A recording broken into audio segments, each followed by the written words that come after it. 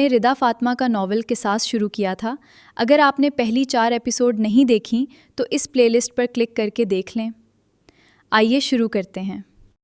یہ اگلی صبح کا وقت تھا۔ زرمان اس وقت اپنے کمرے میں تیار ہو رہا تھا۔ اس نے سرمئی رنگ کی شلوار قمیض پہن رکھی تھی۔ اب وہ ڈریسنگ ٹیبل پر پڑی اپنی گھڑی اٹھا کر اپنی کلائی پر باندھ رہا تھا۔ پھر اس نے ٹیبل پر پڑے پرفیوم میں سے ایک پرفیوم اٹھا کر خود پر لگایا۔ پرفیوم کی مہک پورے کمرے میں گھوم گئی۔ بالوں کو ہاتھوں سے سیٹ کرتے ہوئے وہ باہر کی طرف آ گیا۔ اس کی ماں نے کھانا تیار کر کے رکھا ہوا تھا۔ وہ کھانا کھانے کے لیے بیٹھ گیا۔ کھانے کے دوران کوئی بات نہیں ہوئی تھی۔ ماں بس خاموشی سے اپنے بیٹے کا چہرہ دیکھ رہی تھی جہاں محبت کے رنگ بکھرے پڑے تھے۔ میں تو کہتی ہوں آج یونیورسٹی سے آف لے لو زرمان۔ نہیں امی، آج بہت ضروری اسائنمنٹ کرنا ہے۔ وقت بہت کم ہے، 3 دن کا ٹائم ہے اور اسائنمنٹ مشکل ہے۔ اچھا، تو مطلب تم اکیلے ہو اسائنمنٹ پورا کرنے کے لیے؟ نہیں امی، ہیر، رخسار اور حیات بھی میری ٹیم میں ہیں۔ اچھا صحیح، اللہ کامیاب کرے تمہیں۔ جی انشاءاللہ امی، بس آپ کی دعا ساتھ ہے تو انشاءاللہ ہم کامیاب ہوں گے۔ کھانا کھا کر زرمان نے اپنا بیگ اٹھایا اور کندھے پر ڈالتا کھڑا ہو گیا۔ میں چلتا ہوں امی، دوپہر میں ملاقات ہوگی۔ وہ کہتا چلا گیا۔ وہ یونیورسٹی پہنچا تو ان کی پہلی کلاس شروع ہو چکی تھی۔ وہ چپ چاپ کلاس میں بیٹھے لیکچر سن رہے تھے جب حیات نے ہیر کی طرف دیکھا۔ کیا ہو گیا؟ تمہارا منہ کیوں سڑا ہوا ہے؟ نہیں، منہ نہیں سڑا ہوا، بس میں کچھ سوچ رہی تھی۔ کیا سوچ رہی تھی؟ بس ایسے ہی دلاور بھائی کے بارے میں سوچ رہی تھی۔ کل تم نے دیکھا تھا رخسار کے سامنے وہ کتنے اچھے بن رہے تھے، ہیر نے سوچتے ہوئے کہا۔ حیات پٹ سے بولی، کہیں انہیں رخسار پسند تو نہیں آ گئی؟ حیات نے کہا تو ہیر نے حیات کی طرف دیکھا۔ رخسار نے آج ایک کلاس اٹینڈ نہیں کی تھی۔ اس نے کہا تھا کہ وہ اگلی کلاس میں آئے گی۔ تمہیں غلط لگتا ہے، دلاور بھائی اور کسی کو پسند کر لیں، ایسا ہو ہی نہیں سکتا۔ کیا تمہیں نہیں پتا محبت کی رسی کسی کو بھی پڑ سکتی ہے، جیسے تمہیں پڑ گئی ہے؟ ہیر کے رنگ ہوا ہو گئے۔ مجھے؟ ہاں تمہیں، حیات نے کہا تو ہیر نے نفی میں گردن ہلائی۔ نہیں، مجھے نہیں ہے کسی سے محبت۔ ہیر گھبرا گئی جیسے چوری پکڑی گئی ہو۔ تمہیں کسی سے نہیں بلکہ زرمان بھائی سے محبت ہے ہیر۔ اب ہیر کا رنگ زٹ پڑنے لگا تھا۔ جس چیز کو وہ اتنے وقت سے خود سے چھپاتی رہی تھی وہ کسی اور کی نظر آ گئی تھی۔ یہ کیسے ہو سکتا تھا؟ اب ہیر کا رنگ زٹ پڑنے لگا تھا۔ جس چیز کو وہ اتنے وقت سے خود سے بھی چھپاتی آ رہی تھی وہ کسی اور کو نظر آ گئی تھی۔ یہ کیسے ہو سکتا تھا؟ نہیں، ایسا نہیں ہے، مجھے محبت نہیں ہے، تمہیں کوئی غلط فہمی ہوئی ہے۔ تم کس کو پاگل بنانا چاہتی ہو، مجھ کو یا خود کو؟ کوئی اندھا بھی تمہیں دیکھ کر بتا سکتا ہے کہ جب زرمان بھائی تمہارے سامنے کھڑے ہوتے ہیں تو تمہارے چہرے کی چمک کس طرح سے محبت میں بدلتی ہے، اور تمہیں لگتا ہے کہ میں پاگل ہوں جو مجھے نہیں پتہ چلے گا؟ جب زرمان بھائی نے مجھ سے تمہارا نمبر مانگا تھا اتنا تو مجھے بھی پتا تھا کہ وہ تمہیں پسند کرتے ہیں، لیکن یہ نہیں پتا تھا کہ تم بھی ان کو پسند کرنے لگو گی۔ حیات بولتی چلی گئی جب ہیر نے اس کی بات کاٹ دی۔ میں اس کو پسند نہیں کرتی حیات، اور یہ فضول کی باتیں نہ کرو میرے سامنے۔ کیا تم نہیں جانتی اگر میں نے دوبارہ وہ غلطی دہرائی تو اس بار دلاور بھائی میرا گلا دبا دیں گے؟ میں جانتی ہوں ہیر، اسی لیے تمہیں یاد دلانے کی کوشش کر رہی ہوں کہ تمہیں محبت نہیں کرنی کسی سے بھی۔ حیات نے الفاظوں پر زور دیا۔ کیا تم فضول باتیں کر رہی ہو؟ میں کوئی فضول بات نہیں کر رہی، تم میری دوست ہو اور میں تمہارا مقام میرے دل میں بہت خاص ہے۔ میں تمہیں کسی بھی صورت میں کھونا نہیں چاہتی۔ میں جانتی ہوں محبت پر اختیار نہیں ہوتا انسان کا، لیکن مجھے بھی تم سے محبت ہے۔ تم جیسی دوست کو کبھی نہیں کھونا چاہتی ہیر۔ ہیر نے گہرا سانس لے کر حیات کا چہرہ دیکھا۔ میں محبت نہیں کروں گی، میں نے سوچ کر رکھا ہے، لیکن میرا اختیار نہیں ہے میرے دل پر۔ ہیر نے جیسے اعتراف جرم کیا تھا۔ زرمان نے کہا تھا محبت کرنے والوں کو جان کی پرواہ نہیں ہوتی۔ اگر مجھے محبت ہو گئی تو میں اپنی پرواہ کرنا چھوڑ دوں گی۔ حیات اب کی بار خاموش ہو گئی تھی، اور جہاں تک دلاور بھائی کی بات ہے انہیں محبت نہیں ہو سکتی۔ وہ محبت کی رسی کو بھی کاٹ کر پھینک دیں گے۔ ان کو قید پسند نہیں ہے حیات۔ ہاں لیکن یہ کہہ سکتے ہیں، ہیر نے اب بات بدلی، کہ ریحان کے دل میں کچھ ہو رہا ہے۔ جب اس نے رخسار کو دیکھا تو اس نے رخسار کو پشتوں میں بولا تھا کہ وہ بہت پیاری ہے، کیونکہ رخسار کو سمجھ نہیں آئی تھی۔ ریحان کسی بھی لڑکی کو اس طرح سے کچھ بھی نہیں بولتا، یہ میں نے پہلی بار دیکھا ہے۔ یہ میرے بھائی کے منہ سے بے ساختہ یہ الفاظ نکلے تھے۔ اچھا، تو تمہیں لگتا ہے کہ ریحان رخسار کو پسند کرتا ہے؟ حیات نے کہا۔ ہاں یہ کہہ سکتے ہیں، ایسا ممکن ہے کہ وہ پسند کرنے لگے، اور رخسار نے بھی ریحان سے بہت اچھی طرح سے بات کی تھی جب دلاور بھائی کے سامنے وہ منہ بنا کر بیٹھی تھی۔ چلو دیکھتے ہیں پھر کیا ہوتا ہے، ان کی قسمت میں کیا لکھا ہے۔ لیکن تم اپنا سوچو، تمہیں اپنی قسمت خود لکھنی ہے۔ حیات ابھی تک اپنی بات پر اٹک گئی تھی۔ میں تمہیں بتا چکی ہوں، دل پر اختیار نہیں ہوتا، اور میں اپنے دل کو روکوں گی نہیں۔ دیکھتے ہیں اب میرا دل کیا چاہتا ہے؟ زرمان خاموشی سے ان سے پچھلی 2 کتابوں میں سے ایک پر بیٹھا تھا اور زرمان کو ان کی آواز نہیں آ رہی تھی۔ وہ خاموشی سے لیکچر سن رہا تھا۔ کلاس ختم ہونے کے بعد وہ لائبریری میں آ گئے تھے۔ اسائنمنٹ پر کام کرنے کے لیے بہت سے اسٹوڈنٹ وہیں پر بیٹھے تھے۔ یہ چاروں بھی اپنی جگہ پر جا کر بیٹھ گئے اور پھر کتابیں کھولی۔ اب ان کا پورا دھیان یونیورسٹی کے دیے گئے کام پر تھا۔ اگلے 2 سے 3 گھنٹے وہ لائبریری میں بیٹھے اس پر کام کرتے رہے۔ البتہ رخسار بار بار بیچ میں تھک جاتی تھی۔ کبھی وہ کہتی میرے سے نہیں ہو رہا، کبھی وہ کہتی چلو گھر چلتے ہیں، بس کرتے ہیں۔ لیکن ہیر اور زرمان کا پورا ارادہ تھا کہ زیادہ نہیں تو کسی حد تک تو وہ اسائنمنٹ کو کمپلیٹ کریں، اور انہوں نے رخسار کو بھی ساتھ بٹھا کر رکھا تھا۔ جب کتابیں بند کی، رخسار نے شکر کا سانس لیا۔ اس کو تو ویسے بھی پڑھائی پسند ہی نہیں تھی۔ ہیر نے آنکھیں اٹھا کر زرمان کی طرف دیکھا۔ دونوں کی نظر ایک دوسرے سے ٹکرائی۔ دل کی دھڑکنیں بھی ساختہ بڑھی اور پھر دونوں نے نظریں چرا لی۔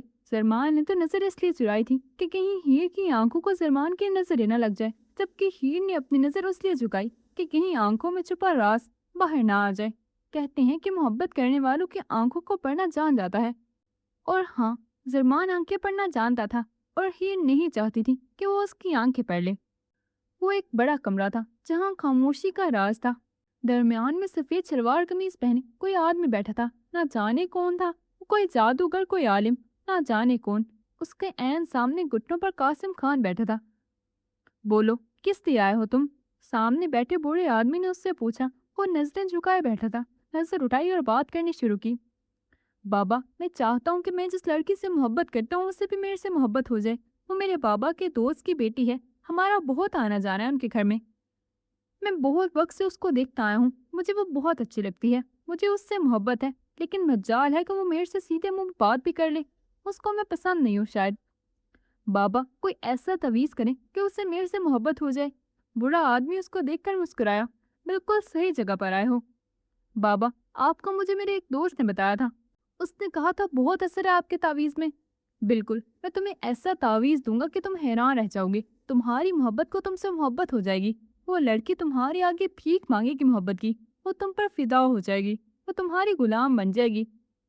اس کو تمہارے قدموں میں نہ گرا دیا تو میرا نام بدل دینا۔ اس کے پہلے جملے تک تو قاسم خاموش تھا، لیکن اس کی آخری بات پر قاسم کے ماتھے پر سلوٹیں پڑی۔ عالم اب بیٹا کوئی تعویذ لکھ رہا تھا۔ قاسم بے ساختہ مسکرایا۔ میں اس کو اپنا غلام نہیں بنانا چاہتا، اپنے قدموں میں گرانا نہیں چاہتا۔ اس کو اپنی سر آنکھوں پر بٹھانا چاہتا ہوں، اپنے سر کا تاج بنانا چاہتا ہوں۔ آپ اس کو میرے قدموں میں گرانے کا سوچ رہے ہیں۔ مجھے ایسا تعویذ نہیں چاہیے۔ قاسم کہتا کھڑا ہو گیا۔ لیکن اس کو تم سے محبت ہو جائے گی۔ عالم یکدم بولا کہ کہیں قاسم چلا نہ جائے۔ نہیں چاہیے وہ محبت جو اس کو قدموں میں بٹھا دے۔ میرے سے غلطی ہوگی جب میں آپ کے پاس آ گیا۔ قاسم نے کہتے ہوئے قدم باہر کی جانب بڑھا دیے۔ محبوب قدموں میں نہیں، آنکھوں پر بٹھانے کی چیز ہے، اور محبوب واقعی قدموں میں بٹھانے کے لیے نہیں بلکہ آنکھوں میں بٹھانے کی چیز ہوتی ہے۔ لیکن آج کل کے زمانے میں انسان نے محبت کو بھی مذاق سمجھ رکھا ہے۔ ایک دن انسان کو محبت ہوتی ہے اور اگلے دن محبت ختم۔ رخسار اپنے گھر آئی تو اس کی ماں اور بابا لاؤنج میں بیٹھے ٹی وی دیکھ رہے تھے۔ اس کے ماں باپ اسے بہت پیار کرتے تھے۔ اس کا ایک چھوٹا بھائی تھا جو اسکول پڑھتا تھا 9ویں کلاس میں۔ وہ بھی بس گھر آنے ہی والا تھا۔ وہ اپنی بہن سے بھی بہت پیار کرتا تھا، لیکن لڑتے بھی بہت تھے۔ رخسار اپنے بھائی کے آنے کا انتظار کر رہی تھی۔ جب وہ گھر میں داخل ہوئی تو ماں باپ سے سلام کیا۔ رخسار میں پوچھنا بھول گیا، تم چادر میں گئی؟ تم تو شلوار قمیض کبھی نہیں پہنتی، تو پھر آج خیال کیسے آیا؟ ماں نے حیرانی سے پوچھا۔ بس ایسے ہی، امی دل کر پڑا تھا شلوار قمیض پہننے کا، اور آج سے میں ایسے ہی کپڑے پہنوں گی۔ میرے جتنے بھی دوسرے کپڑے ہیں وہ آپ کسی کو دے دیں یا پھر بے شک جلا دیں۔ ثانیہ بیگم رخسار کے اندر اس قدر بدلاؤ دیکھ کر حیران ہوئی، لیکن ایک انجانی سی خوشی بھی ہوئی تھی۔ وہ اکثر اپنی بیٹی کو کہتی تھی کہ انسانوں والے کپڑے پہنا کرو، لیکن وہ نہیں سنتی تھی۔ اس کو وہ کپڑے پسند تھے، لیکن اب وہ پسند ختم ہو گئی تھی۔ اس کا چھوٹا بھائی گھر آیا تو اس کو شلوار قمیض میں دیکھ کر تو جیسے اس کے ہوش اڑ گئے تھے۔ یہ اتنا بڑا کرشمہ کیسے ہو گیا لڑکی؟ تم کب سے شلوار قمیض پہننے لگ گئی ہو؟ تم تو وہ چپیڑوں والے کپڑے پہنتی ہو۔ دفع ہو جاؤ تم۔ آپ ہی کیوں نہیں کہتے مجھے؟ بڑی بہن ہوں میں تمہاری۔ شرم نام کی کوئی چیز نہیں ہے تم میں شیان۔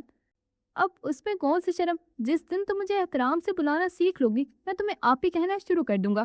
اور ویسے بھی بھائیوں کا درجہ تو بڑا ہی ہے نا۔ وہ واقعی بہت ذہین تھا اور ایک حد تک شرارتی بھی۔ وہ 17 سال کا تھا جبکہ رخسار 21 سال کی تھی، لیکن مجال ہے وہ اس کو کبھی آپ ہی کہہ کر بلا لے۔ آج اتنی دیر کیوں لگا دی تم نے اسکول سے آنے میں؟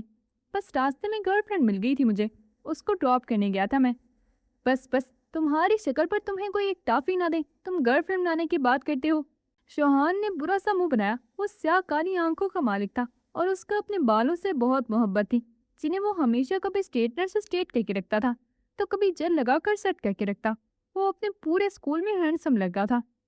بس کرو، زیادہ بولو نہیں، لڑکیاں مرتی ہیں مجھ پر اسکول میں، ویسے انہیں سچ میں مر جانا چاہیے جو تم پر مرتی ہیں بھائی، رخسارہ مذاق اڑاتی ہوئی بولی۔ شاہان کا غصہ 7 آسمان پر پہنچ گیا تھا اور وہ اپنا بیگ کندھے سے اتارتا رخسار کی طرف بھاگا تھا اور رخسار فوراً سے اپنے کمرے کی طرف بھاگی۔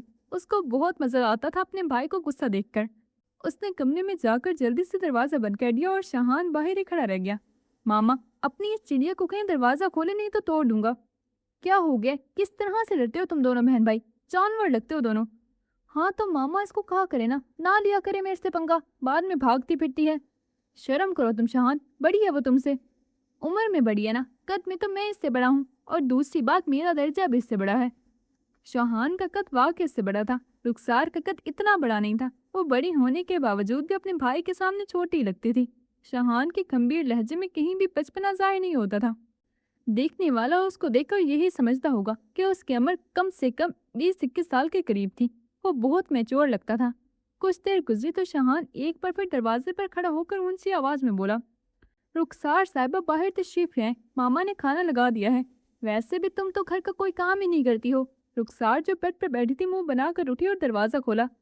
زیادہ بولو نہیں، میرے سامنے سانس نہ منو میری، جب دیکھو یہ سانس والے تانے دینا شروع کر دیتے ہو۔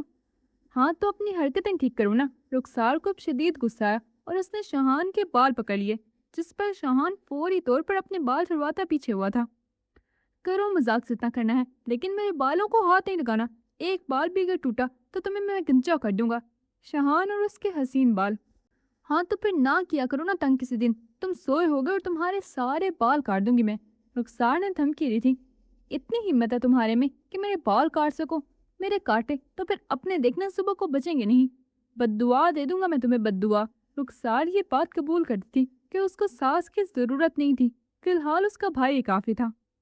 یوسف اس وقت پولیس اسٹیشن میں تھا۔ اس کے سامنے ایک لڑکا کھڑا تھا۔ یوسف اپنی کرسی پر بیٹھا اس کو گھور رہا تھا۔ یہ شاید وہی تھا جس نے پچھلی رات حیات کو تنگ کیا تھا۔ یوسف نے تو ویسے ہی ٹھان کر رکھا تھا کہ وہ اس کو چھوڑے گا نہیں، اور یہی ہونے والا تھا، اور جو وہ کہتا تھا وہ کر کے ہی دکھاتا تھا۔ ویسے مجھے پتہ چلا ہے تم بہت لڑکیوں کو چھیڑتے آ رہے ہو۔ سر جی معاف کر دیں، غلطی ہو گئی، دوبارہ ایسا نہیں کروں گا۔ وہ خوف زدہ ہو گیا تھا۔ دوبارہ ایسا کرنے کا موقع نہیں دوں گا سالے۔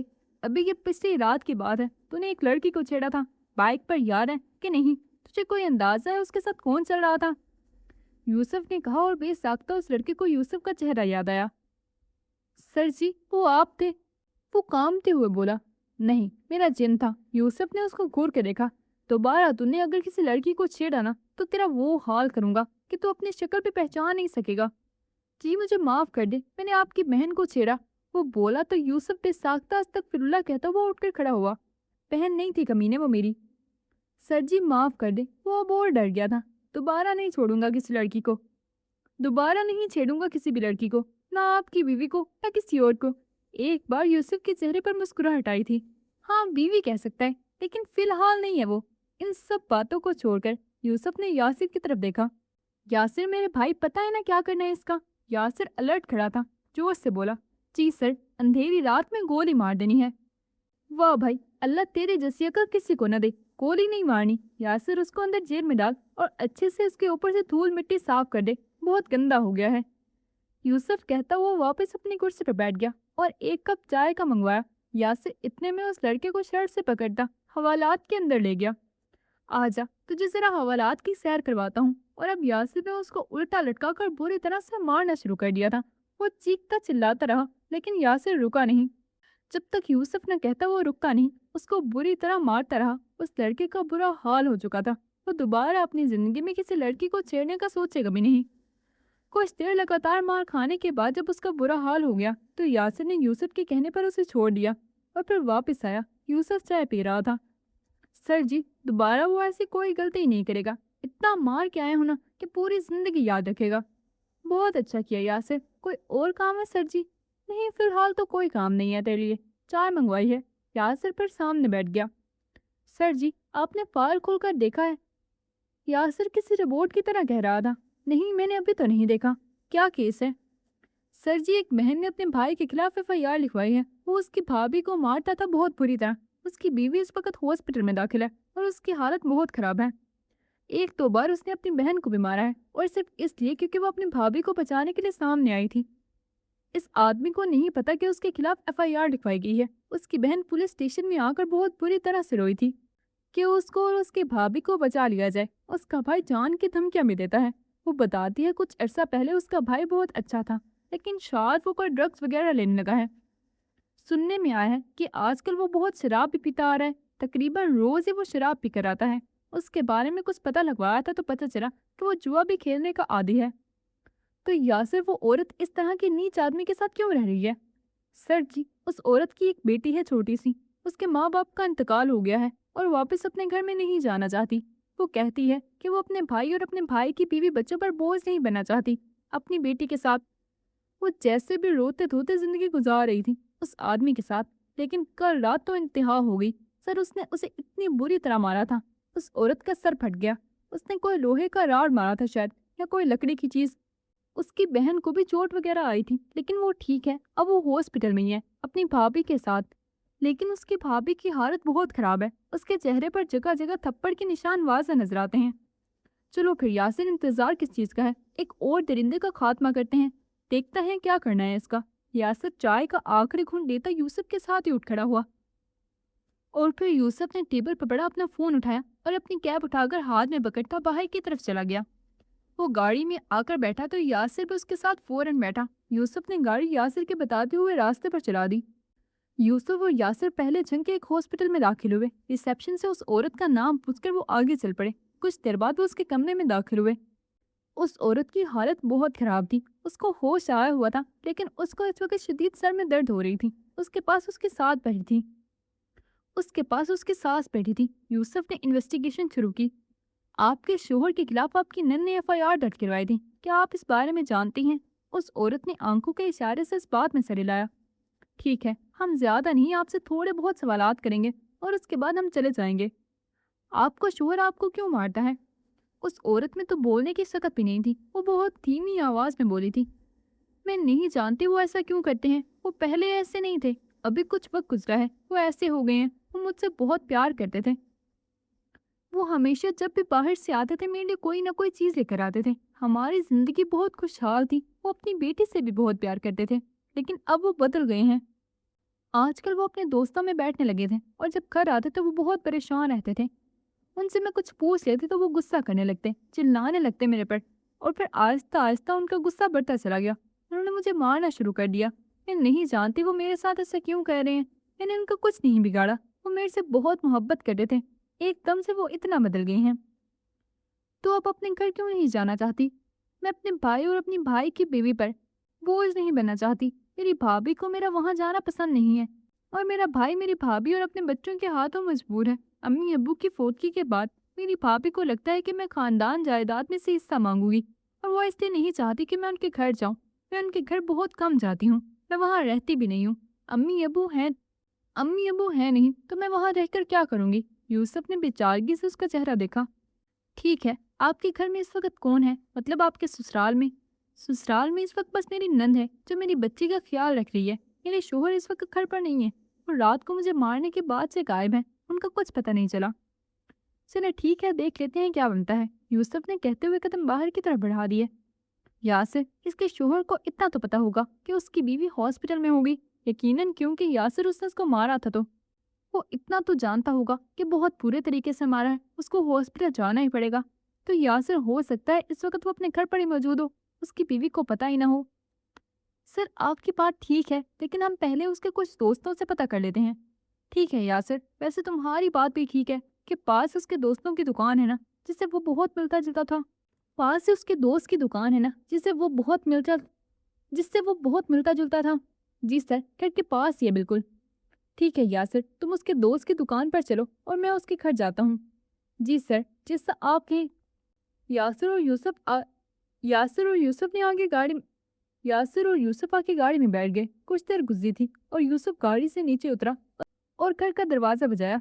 اندر سے پہلے بہت شور شرابے کی آواز آ رہی تھی۔ یاسر کو یوسف نے دکان پر اتار دیا تھا اور یاسر اب اس دکان والے شخص سے معلومات حاصل کر رہا تھا جو کہ اس آدمی کا ہی دوست تھا۔ یوسف نے دروازہ بجایا لیکن ایک دم سناٹا چھا گیا، کسی نے دروازہ نہیں کھولا۔ یوسف نے پھر دروازہ بجایا اور دوسری دفعہ پر دروازہ کھولا گیا تھا۔ کھولنے والی لڑکی تھی، یقیناً وہ اس لڑکے کی بہن ہی تھی۔ جی کہیں، ہمیں آپ کے گھر کی تلاشی لینی ہے۔ آپ نے ایف آئی آر درج کروائی تھی پولیس اسٹیشن میں یوسف ملک ہوں۔ جی، آپ کو کیا ڈھونڈنا ہے؟ آپ نہیں جانتی ہم کس کو پکڑنے کے لیے آئے ہیں؟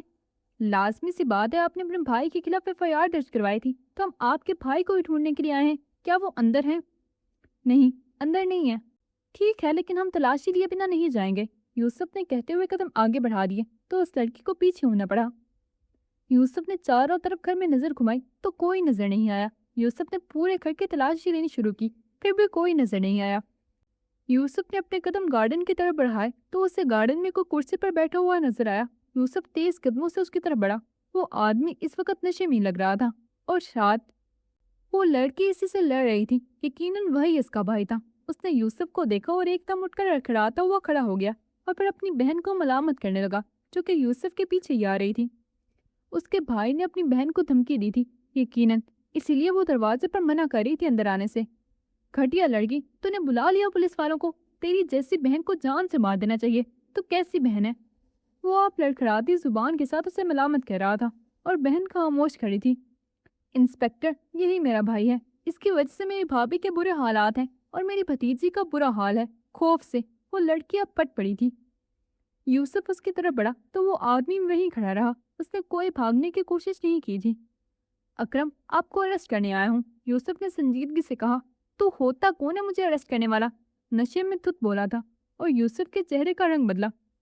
دیکھیں، آپ آرام سے ہمارے ساتھ پولیس اسٹیشن چلیں، نہیں تو ہمیں زور آزمائی بھی آتی ہے۔ یوسف کے کہنے پر اس آدمی کے ماتھے پر سلوٹیں پڑی تھی اور پھر اس نے ہاتھ اٹھا کر یوسف کو مارنا چاہا۔ یوسف فوراً سے بچ گیا تھا، جبکہ یوسف نے برق رفتاری سے اپنے ہاتھ کا مکہ بنا کر اس آدمی کے ناک پر دے مارا۔ اس کی ناک سے ایک تھار کی طرح خون نکلنے لگا۔ اس آدمی کے 14 طبق روشن ہو گئے تھے۔ بے غیرت، خبیث انسان، تجھے کہہ رہا ہوں نا تمیز سے چل۔ تیری ہمت کیسے ہوئی میرے پہ ہاتھ اٹھانے کی؟ دوبارہ اگر یہ غلطی کی تو تیری لاش اس گھر سے لے کر نکلوں گا۔ یوسف کا چہرہ غصے سے سرخ پڑنے لگا تھا۔ وہ آدمی اب خاموشی سے دیکھ رہا تھا یوسف کے چہرے کو۔ اس کی بہن ڈری ہوئی تھی۔ اب کی بار یوسف نے کھینچ کر ایک تھپڑ اس کے منہ پر مارا تھا۔ اس کا سارا نشہ ہوا ہو گیا۔ ایک تھپڑ کی بات تھی اور اسے ہوش آ گیا تھا۔ انسپکٹر صاحب، معاف کر دیں۔ بیٹا، تو جیل جائے گا۔ تو نے تو ایک پولیس آفیسر کے اوپر ہاتھ اٹھایا ہے، تجھے تو نہیں چھوڑوں گا۔ یوسف اب کی بار اس کو سر گھسیٹتے ہوئے باہر نکل آیا اور پھر گاڑی میں بٹھا دیا۔ یاسر، جو کچھ فاصلے پر ہی کھڑا تھا، جس کو دکان سے کچھ خاص معلومات نہیں ملی تھی، اس کو دیکھتا ہوا فوراً گاڑی میں آ بیٹھا۔ گھر میں ہی تھا یہ خبیث۔ تو سر، اب اس کا کیا کرنا ہے؟ اس کا کچھ نہیں کرنا یاسر، اس کو جیل میں ڈالنا ہے۔ اندر بہت اڑ رہا تھا، لیکن ابھی ایک چیز کرنی باقی ہے۔ یوسف نے گاڑی ہاسپٹل کے راستے کی طرف گھما دی۔ وہ اس کو لے کر گھسیٹتے ہوئے ہاسپٹل میں داخل ہوا اور پھر اس کمرے میں گیا جہاں پر اس آدمی کی بیوی وینٹیلیٹر پر لگی تھی۔ اس نے ملزم کو کھینچ کر اس عورت کے سامنے کھڑا کیا اور سنجیدگی سے بولا، مردوں کو چاہیے کہ وہ عورتوں پر ستم نہ ڈھایا کریں، وہ اللہ کی بنائی ہوئی معصوم مخلوق میں سے ایک ہیں۔ یوسف نے اس آدمی کا چہرہ دیکھتے ہوئے کہا، جو شرمندگی سے پانی پانی ہو رہا تھا۔ اس کو تو ہوش ہی اب آیا تھا وہ کیا کر رہا تھا اپنی بیوی کے ساتھ۔ اور ایک مرد کو چاہیے کہ عورت کا اتنا صبر نہ آزمائے کہ اس کی روح مر جائے، وہ سانس تو لیتی ہو لیکن زندہ نہ ہو۔ اس عورت کی آنکھوں میں اب بے ساختہ آنسو آنے لگے تھے۔ ملزم بھی اب آنسو بہا رہا تھا۔ وہ جانتا تھا کہ اس کا جیل جانا تو پکا تھا، لیکن اس کو اپنے کیے پر پچھتاوا تھا کہ وہ نشے کی حالت میں کس طرح سے درندوں کی طرح اپنی بہن اور بیوی کو مارتا تھا۔ اس نے آنکھ بھر کے اپنی بیوی کو دیکھا اور پھر کھڑے ہو کر اپنے ہاتھ جو کر گڑ گڑا کر رونے لگا۔ مجھے معاف کر دو ماہی، مجھے معاف کر دو، مجھ سے بہت بڑی غلطی ہو گئی۔ میں نے یہ سب کیا تمہارے ساتھ، میں بہت گرا ہوا انسان ہوں۔ یوسف نے ایک نظر وینٹیلیٹر پر لگی اس عورت کو دیکھا اور یوسف ایک بار پھر بولا، اور عورتوں کو چاہیے کہ کمزور رہنا چھوڑ دیں، کمزور لوگوں کو یہ دنیا جینے نہیں دیتی، یہ دنیا بہت ظالم ہے۔ اس عورت نے گردن ہلا دی۔ یوسف ملک بہت بڑی نصیحت دے کر اس آدمی کو گھسیٹتا ہوا باہر کی طرف لے گیا۔ عورت کبھی ایک مرد سے کم نہیں ہوتی، اللہ نے عورت کو بہت صبر سے نوازا ہے۔ عورت کا دل بہت مضبوط ہوتا ہے، لیکن اللہ نے عورت کو وجود بہت نازک دے دیا ہے۔ یہ جو مرد سوچتے ہیں نا کہ اپنی عورت کو ماریں گے، ڈرائیں گے تو یہ مرد کہلائیں گے، یہ ان کی نیچ حرکت ہے۔ عورتوں کو مارنا اور ڈرانا ایک نیچ حرکت ہے۔ مرد کو اللہ نے عورت کی حفاظت کے لیے بنایا ہے۔ اللہ نے ایک عورت کے لیے 4 پہرے دار مقرر کیے ہیں، باپ، بھائی، شوہر اور بیٹا۔ اللہ نے مرد کو عورت کی حفاظت کے لیے بنایا ہے، نہ کہ اس پر ستم ڈھانے کے لیے۔ اللہ نے مرد کو طاقتور اس لیے بنایا ہے تاکہ وہ اپنی عورت کی حفاظت کر سکے، نہ کہ اس عورت پر ستم کرے۔